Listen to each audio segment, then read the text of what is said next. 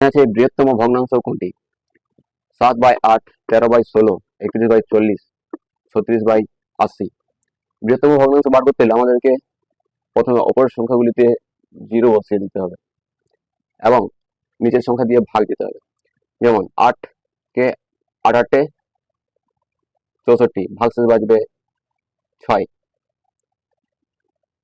8 16 128, ভাগশেষ বাজছে 2।